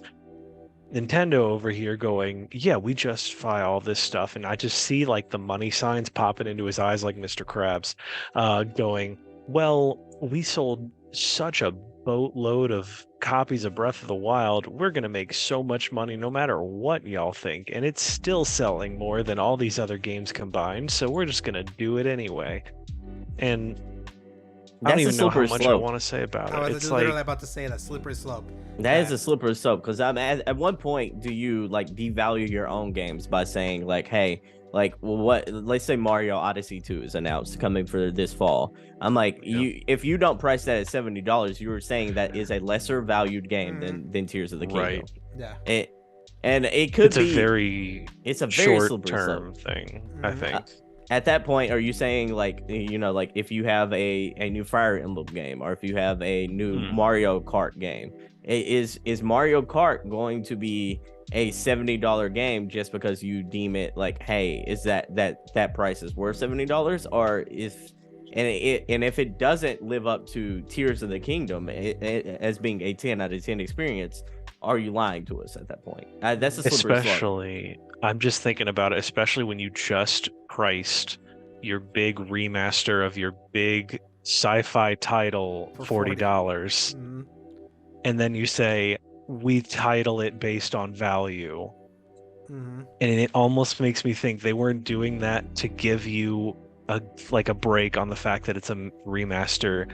They still have zero value put in the Metroid series at all. Like, it completely changes that whole mentality behind their pricing of it. If they're thinking like this very directly, this is how we view value that we're giving you, then my goodness, what a slap in the face that is. Yeah, and it sucks because one would think that more games would like explore the scale a little bit more. Like, people have made this analogy, like The Witcher 3 could have been $100 game.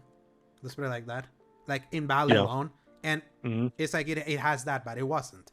Red Dead Redemption 2 could have been also a $100 game, but it also wasn't. And I think there needs to be industry standard. I don't think there needs to be a value scale. Exactly. So that's the thing. Like, they could have been, but instead, like, everyone just sticks with the with the suggested retail price that starts the generation and it remains like that regardless of games. And then obviously we had someone like Sony that did a little bit of like experimentation. Like Miles Morales was $50, the Ratchet and Clank remake of 2016 was $40, but then the rest of their games have all been $70, and then since then everything has been $70 for them.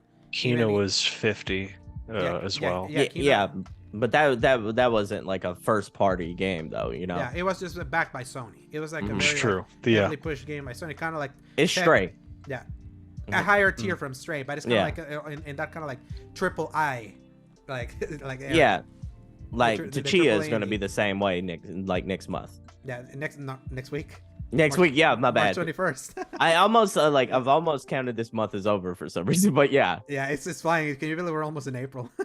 So, But yeah, hell to your point, like yeah, it's a slap in the face to your other IPs. It's because if you have a Captain Toad game, if you have like a Donkey Kong game, if you have Metroid, anything other than a game that's worth $70, you're devaluing that IP. And then on the other side of the fence, I'm like, on the other side of the fence, like the other companies can establish and say hey, we have this suggested retail for a reason. We have ray tracing, we have SSDs. Nintendo has nothing. I'm talking about the fact that you can take it portable, and every other console now has ways to take their first party games portable now. So I'm like, it's not acceptable. I mean, it's not. It's just greed at this point, and I hate to say it because I don't want to be super. If negative. this was the launch title of the new Switch at this price, wouldn't trip about it. Wouldn't trip about it because it'd be like, okay, yeah, it's next gen Zelda.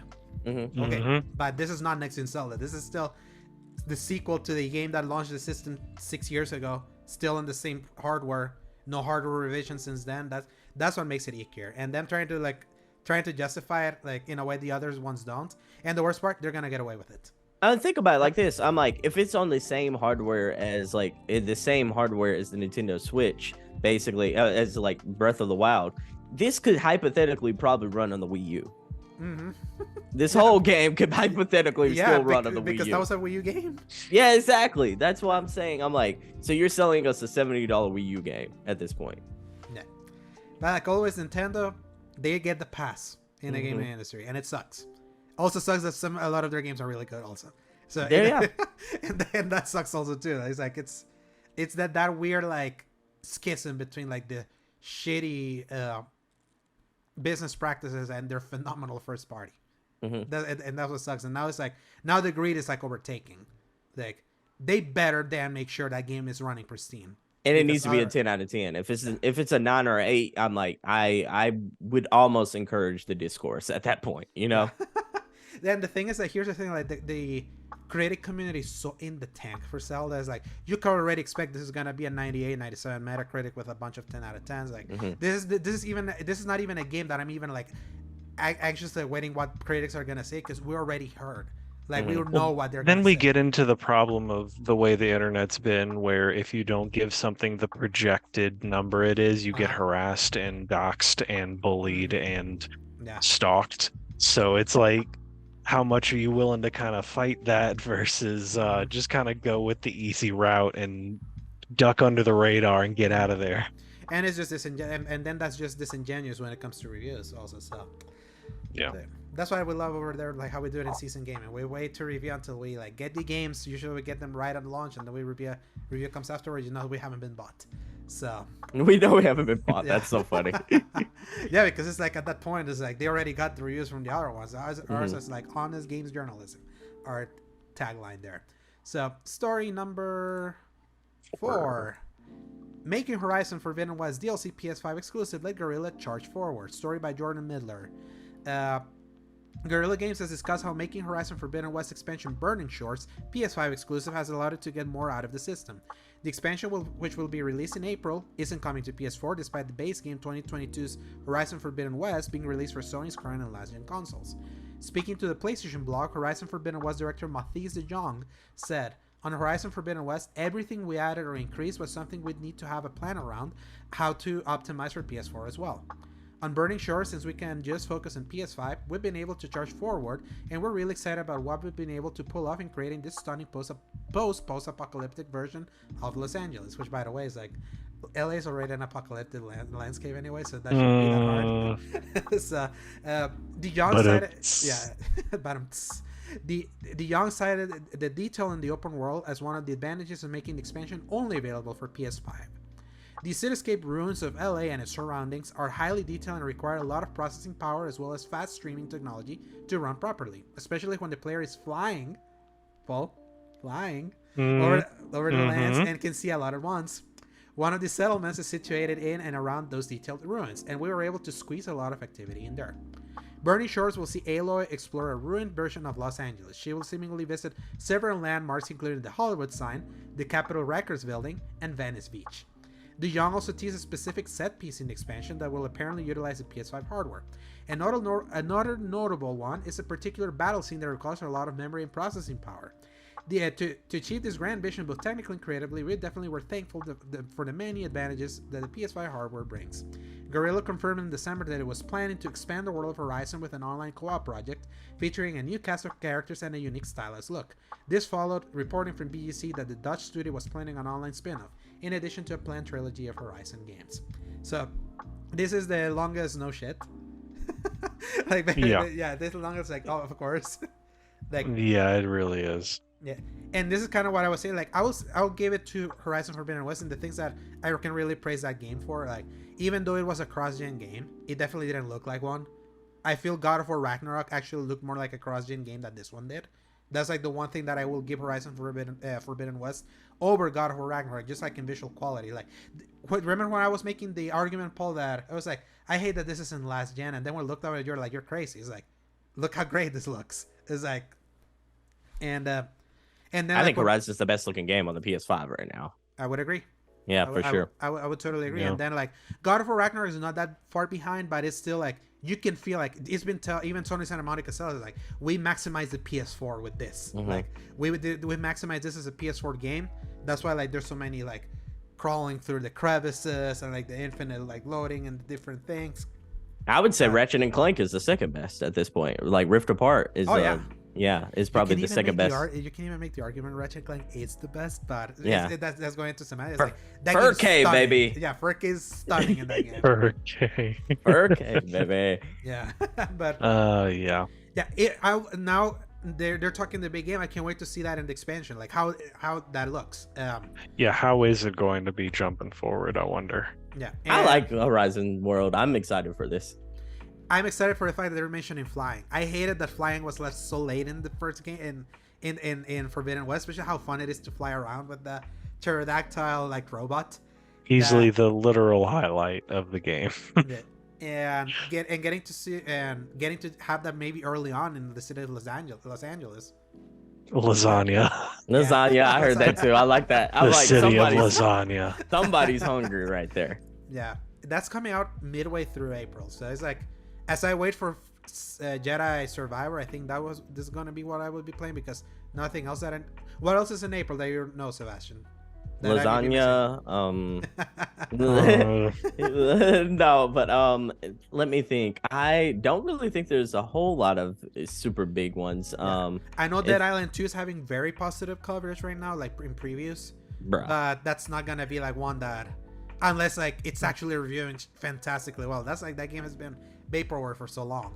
And I'm hearing mixed things. I'm hearing very mixed things from from what I would consider as reliable sources. I don't necessarily, from what I'm hearing, I don't necessarily know if that's going to be a strong out of the gate game like people are making it out to be. Yeah, but we'll see. I saw the other side of that, but well, we'll see. I was not excited about that one anyway, so I'm just happy it's gonna be out. It's so funny that's like a remnant for 2014 that has been percolating. Minecraft Legends, Advance Wars, and I would probably say the Monster Hunter Sunbreak are probably the big ones. Yeah, are probably the big ones. Yeah, that's coming to the PS5 and Xbox Series X version. Star Wars Jedi Survivor, it is fall for April. Yeah, it basically has gotta about wait through the entirety of the month, but at least at the end of it, we'll get something great. Yeah, and this is stuck right in the middle. So again, Horizon releasing things so close to things we're actually super excited for, but they can't ever catch a break. But at least this one isn't the same week or like the week of, you know. So I know. This is 9 Mhm. days ahead. This is 9 days away from Jedi Survivor. So final story. Let's end with some stats. Final story by Tom Ivan from BGC. Hogwarts Legacy has already topped Elden Ring's lifetime sales in the UK, and it will reportedly surpass Lego Star Wars: The Skywalker Saga by the end of the week. That didn't surprise me. Yeah, Warner's game took just 5 weeks to outsell digital and physical last year's fantasy blockbuster Elden Ring, which has gone on to sell 20 million copies since its release in February 2022. Only FIFA 23, Modern Warfare 2, Grand Theft Auto 5, and LEGO Star Wars: The Skywalker Saga outsold Elden Ring in the UK last year, and Hogwarts Legacy will also have surpassed sales of the LEGO game by the end of this week, according to GamesIndustry.biz. Hogwarts Legacy sold over 12 million copies and raked in 850 million in sales globally in the first 2 weeks following its release on February 10th, making it publisher Warner's biggest launch ever. While US sales data has yet to be announced, the game enjoyed the largest European launch outside of the FIFA and Call of Duty series since October 2018's Red Dead Redemption 2. So, according to a March 10 post on the game's official Twitter account, Hogwarts Legacy players have logged over 406 million hours of playtime. People love their Harry Potter, I tell you. Yeah, this is going to be the most highly successful selling game this year, and I don't even think Call of Duty is going to catch it. Yeah. This is going to be nuts. And on top of that, yeah, go ahead. Highly beloved. Like, I rarely see people raging about this, like, quality-wise. Like, in fact, only from you guys, I hear you talking shit about this game. Literally. Trust me, it's way more prevalent than you would think. I think sometimes we just have very different circles. Yeah, it depends. My biggest thing to this another no crap kind of situation where it's like how many licensed things are attached to existing theme parks that we know of. There's you've got Mario Land, you've got your Marvel, you've got your Star Wars, and you've got a couple little things in very obscure zones, but the only other one that exists is Harry Potter and Universal Studios. And there's a reason why they decided that was a good idea. Yeah. And it continues to print money to this day. I remember people were talking is it that big of a deal? They're just going to have the little village with Hogwarts in the background. You're going to have some butterbeer. That's it. What's the deal? And then it opened up and people lost their freaking minds. And it continues to just be crazy to the point they opened a second portion in their other park. So it's of course, it makes so much sense when you think about it. Yeah. And I guess the boycotts are officially deemed failures. That's the thing, though, is when you're that big, very few people are even knowing about any of that. If I talk to any of my friends that aren't super knowledgeable about all this stuff, they wouldn't have even heard about it. And that's it's so mainstream. Yeah, it's so mainstream. Still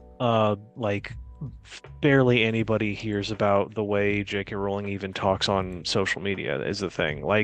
If I talk to any of my friends that are big Harry Potter fans, they wouldn't even know that was a thing, much less all the controversy around this game and all the other stuff. So it's it does make me wonder how many copies were sold out of spite. That's what I've always been wondering, how many were oh yeah, now I was gonna buy it, but I'll buy 5 copies now just to spite. I think at this point it's many sales, I think that would be a drop in the bucket. Yeah, it would be both on boycott and spite. This is just raw popularity because that series ended so strongly that it continues to just be the biggest thing.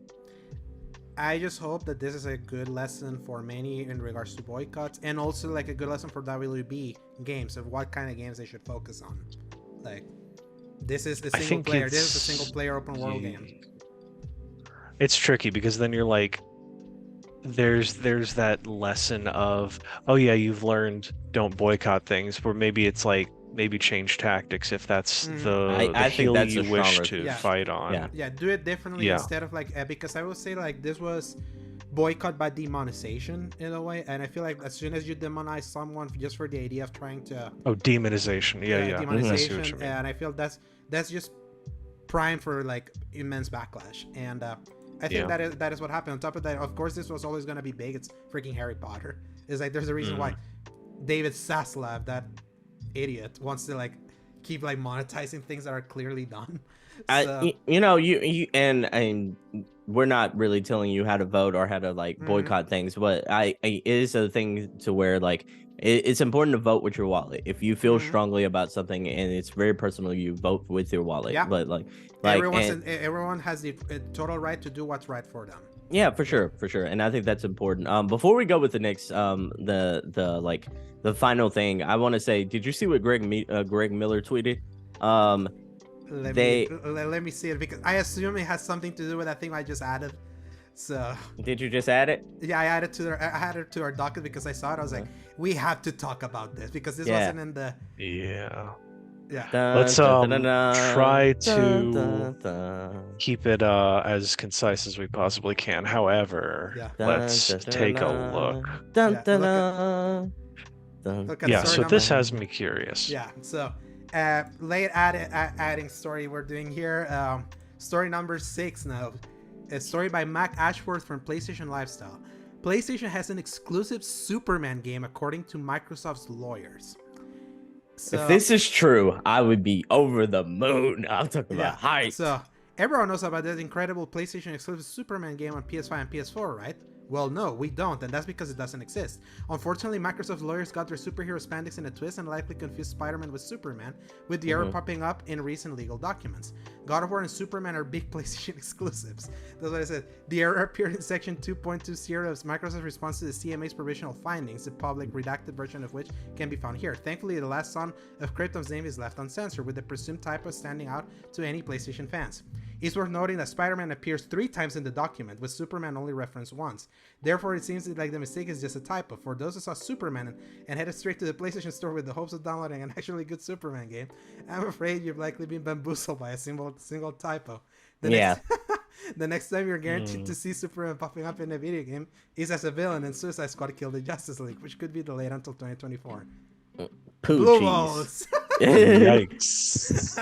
But I thought it was funny, and that's the reason why I wanted to bring it up before we left. Though. Yeah, that is so funny. Man, imagine being so out of touch that you forget the difference between Superman and Spider-Man. Just because they both start with an S, and Super and Spider are, with the exception of like one letter, like similar. Super S-U-P-E-R, Spider S-P-I-D-E-R.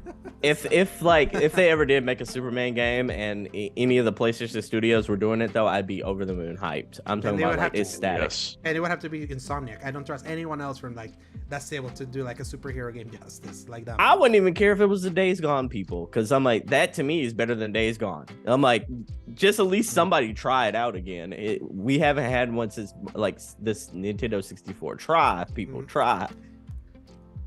Yeah, we need a Superman. Like they tried in PS2 and then once again in the 360 era, and that's true. I forgot about that. Middling results on that one, but the Superman Returns game. Remember that? Yeah. one? Hey, at least the flight was pretty great. good in that one.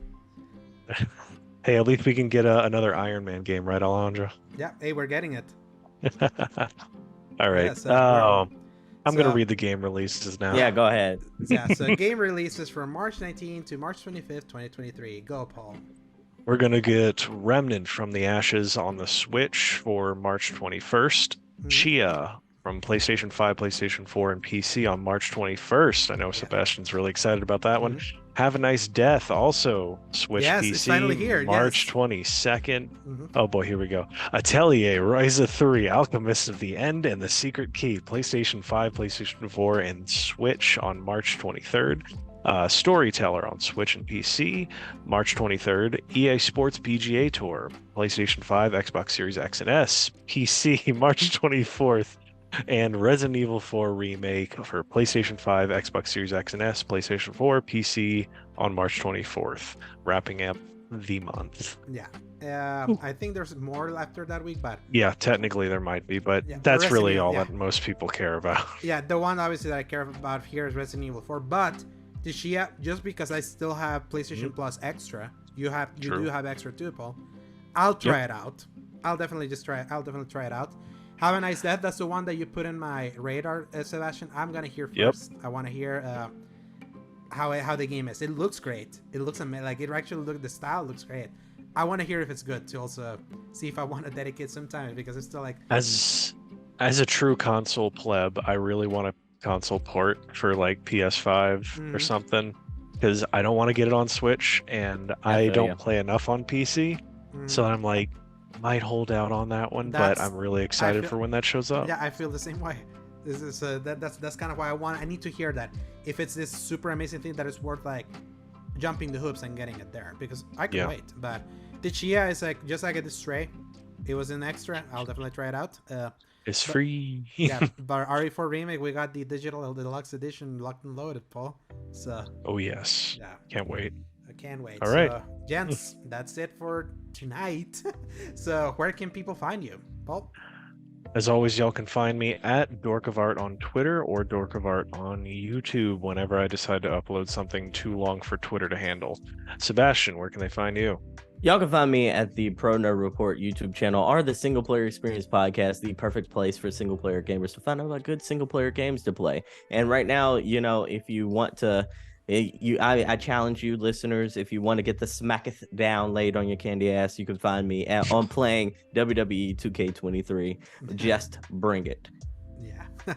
And you can find me at _Dorsegobi on Twitter, Segobi on Hive, Alejandro Segobi93 on Instagram, and currently my written content at seasongaming.com, where my recent review Destiny 2 Lightfall is live alongside a ranking of all the expansions prior to Lightfall. And my next review will probably be in a month because RE4 is just a fun thing that I get to play this time. Someone else got RE4 for me. So hope we get code for that. I'm crossing fingers, please, EA. So Be nice. yeah, it would totally be nice. But yeah, until then, it's fun having you back, Paul. Like officially, like not from recording from a weird laptop in a bed that no one could see because of the background. Yeah, not from the Bin Laden cave anymore. I'm back settled in and hopefully more permanently featured here. Yeah. It's great to have me on as a guest, guys. I really appreciate this opportunity. Yeah, it's crazy. It's like because when did you leave? On the 25th, right? Were you talking to me? February 25th. Was that when you started? Oh, yeah. Oh. That was February 25th is when we rented the truck. We left like on the 1st, which was the day that y'all recorded, or the day before. And then I was just kind of out of commission until the next week when that was, I think, when I was able to settle in. Yeah, it feels like little bit. 2 months have passed. I don't know why, and it's just such a It little feels time. like I went into the hyperbolic time chamber and I came out as Future Trunks with the longer hair and the jacked look. Because man, I went through some stuff. Yeah, you were basically Scott Lang in Avengers Endgame. Yeah, essentially. Yeah. So, well, gents, this was fun. Enjoy the rest of your night. Everyone else, thank you for listening or watching. We appreciate all our listeners that always take the time to listen to our podcast amidst the sea of many different podcasts. Thanks to our audience and also Sebastian's audience that listens through our thankful reposts that you put in right as we post it. So, and can't wait for episode 100. Is a countdown now, Paul. The final countdown Can't wait. to a full centennial. But until then, everyone, stay safe, stay healthy, play some games, and remember, Press X. Fun. to Let's play. go. Good night, everybody. Adios.